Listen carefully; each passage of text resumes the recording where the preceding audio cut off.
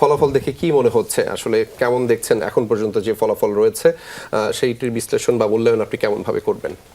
মানে এখন পর্যন্ত যতটুকু ফলাফল আমি দেখেছি আমার মতো করে, আপনাদের সর্বশেষ কি ফলাফল অবশ্যই আমি জানি না, ওটা কি একটু বলা যাবে সর্বশেষ কি পেয়েছেন আপনারা? জি, আমাদের ফলাফলে সবশেষ অবস্থার যেটি রয়েছে সেটি যদি আমরা একটু দর্শকদেরকে একটু জানিয়ে দিতে চাই, সেটি হচ্ছে ৭৭টি আসনের ফলাফল।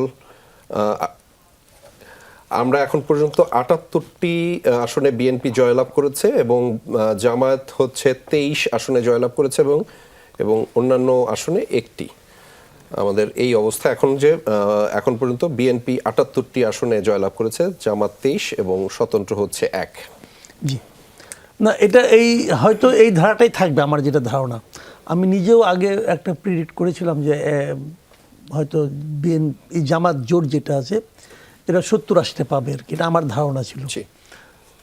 আর বিএনপিকে আমার ধারণা ছিল যে ১৭০ থেকে ১৮০টা পাবে।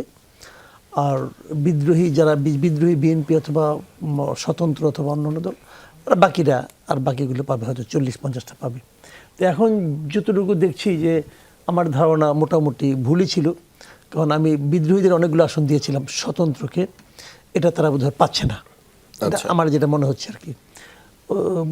ভুল করাটাই স্বাভাবিক, ভুল তো হয়েছে আমার, অনেকেরই হয়তো নানা রকম ভুল হয়েছে, অনেকে আবার জামাত জোটকে আরও বেশি দিয়েছিল, তারাও আরেক ধরনের ভুল করেছে।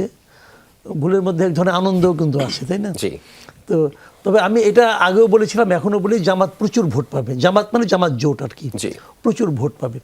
আসন কয়টা পেলো সেটা হচ্ছে, আমি মনে করি ভোট পাওয়াটা বেশি গুরুত্বপূর্ণ। ভোট মানে সারা দেশের মানুষের মধ্যে তাদের একটা অবস্থান আছে, এবং তাদের এই অবস্থানটা হয় তারা অর্জন করেছে অথবা অপরকে বিসর্জন দিয়েছে, তারা কুড়িয়ে নিয়েছে। এটা আপনি যেভাবেই ধরেন না কেন, আমি ওই দ্বিতীয় ধারার পক্ষপাতী আর কি, যে অপরকে বিসর্জন দিয়েছে, ওরা কেবল কুড়িয়ে নিয়েছে, আর কিছু করেনি। এটা আমার বিবেচনা একদিক দিয়ে ভালো। আমার আরেকটা ব্যাখ্যা হলো কি, এই ধরনের সংসদীয় গণতন্ত্রে সরকারি দল যত শক্তিশালী হয়, গণতন্ত্র তত দুর্বল হয়। আচ্ছা। এবং বিরোধী পক্ষ যত শক্তিশালী হয়, গণতন্ত্র ততটা সবল হয়। সেই বিবেচনায় আমার ধারণা আমরা আগামীতে একটা তুলনামূলকভাবে ভালো গণতান্ত্রিক পরিবেশ পেতে যাচ্ছি। তুলনামূলকভাবে ভালো গণতান্ত্রিক পরিবেশ পেতে যাচ্ছি, এবং মানে তুলনামূলক বলতে বুঝিয়েছি আমি যে আমাদের ইমিডিয়েট পাস্টে যে সংসদীয় সরকারগুলি ছিল, যারা নিজেদেরকে সংসদীয় বলে দাবি করত, তারা যেটা চালাতো সেই তুলনায়, এবং তারা তো অনেক দিন চালিয়েছিল, ওতে হয়তো আমরা অনেকে ওই দুর্ভোগে অভ্যস্ত হয়ে গিয়েছিলাম, সেই তুলনায় একটু বেটার। কিন্তু আমি তারপরেও বলবো যে এই নির্বাচনটা নিয়ে আমার অন্য একটা মূল্যায়ন আছে, ওটা প্রসঙ্গ যদি পরে আসে তখন আমরা প্রসঙ্গতে আসবো। এবং অর্জন বিসর্জনের যে ব্যাখ্যাটি আমরা শুনছিলাম, সেই ব্যাখ্যা থেকে রাজিকুজ্জামান রতন, আপনার কাছে আমি একটু যেতে চাই। নিশ্চয়ই আপনার একটা স্পেকুলেশন ছিল, একটা ধারণা হয়তো আপনারও ছিল, ফলাফল দেখে কি মনে হচ্ছে, এমনই কি হবার কথা ছিল কিনা? ধন্যবাদ। এবারে নির্বাচনটা ঠিক পুরোপুরি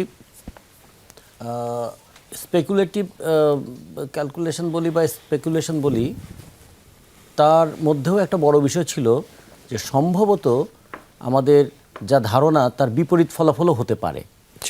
কারণ আমাদের মানে শব্দ ভাণ্ডারে নতুন একটা শব্দ যুক্ত হয়েছে তো এখন, মেটিকুলাস ডিজাইন।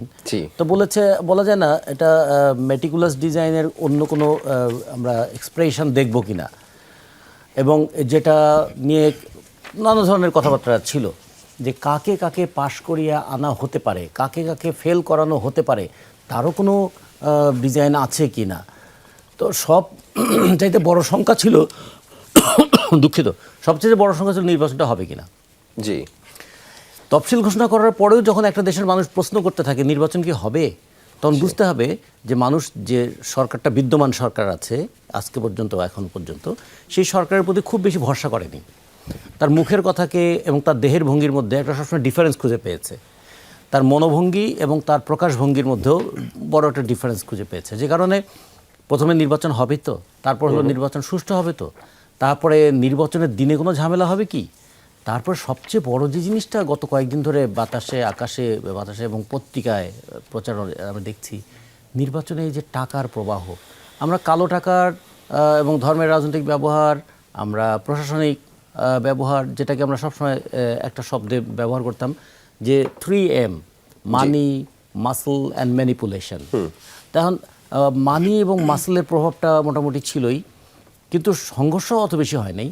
ম্যানিপুলেশনের ব্যাপারে আমাদের একটু ইয়ে ছিল যে আমরা তত্ত্বাবধায়ক সরকার সবসময় চাইতাম এই কারণে যে যেন গভর্নমেন্ট কখনো ম্যানিপুলেট না করে, প্রশাসনিক ম্যানিপুলেশন, পুলিশি ম্যানিপুলেশন এগুলো যেন না হয়।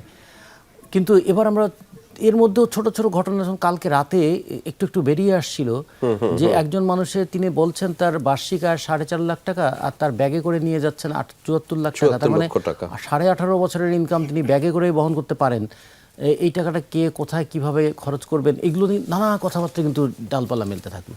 আবার আর এক জায়গায় দেখা গেল যে একজন স্বেচ্ছাসেবক নেতা, তারও কাছে বেশ কিছু টাকা পয়সা পাওয়া গেল। এই যে টাকা, ব্যাগে করে টাকা, এখন ব্যাগের টাকা কয়টা ধরা পড়েছে, কিন্তু ব্যাগের টাকা পকেটে গিয়েছে কত সেটাও আমরা দেখলাম। ছোট বাচ্চাদেরকে হঠাৎ করে দেখে মনের মধ্যে পিতৃত্ব সুলভ একটা ভালোবাসা জেগে উঠলো যে আহারে আমার বাচ্চারা খেলছে, ওদের র্যাকেট নাই, একদম খসখস করে 1000 টাকার নোট বেরিয়ে যাচ্ছে। কিংবা একজন হকার সারাদিন বিক্রি করতে পারেনি বলে দুঃখে তিনি কাতর হয়ে প্রথমে তিনি কাউকে দোজকের ভয় দেখাচ্ছেন, পরকালের ভয় দেখাচ্ছেন, আবার ইহকালে 1000 নোটও ধরিয়ে দিচ্ছেন। এগুলো দেখতে দেখতে মনে হচ্ছে যে ইলেকশনে কি অন্য কোনো কিছু হতে পারে। সেই তুলনায় নির্বাচনের দিনটা যথেষ্ট শান্তিপূর্ণ ছিল। এই যে এত উদ্বেগের মধ্যেও নির্বাচনের দিনটা শান্তিপূর্ণ ছিল, এবং ভোট গণনা যা হচ্ছে, ভোটের ফলাফল তো আমরা দেখতে পাচ্ছি। এখন আসলে আর কল্পনা শক্তিকে অত বেশি পীড়িত করে লাভ নাই, এখন আমরা পর্যবেক্ষণ করলেই ভালো। অনেক ভেবেছি, এখন আসলে আমরা দেখি ফলাফল কি হলো।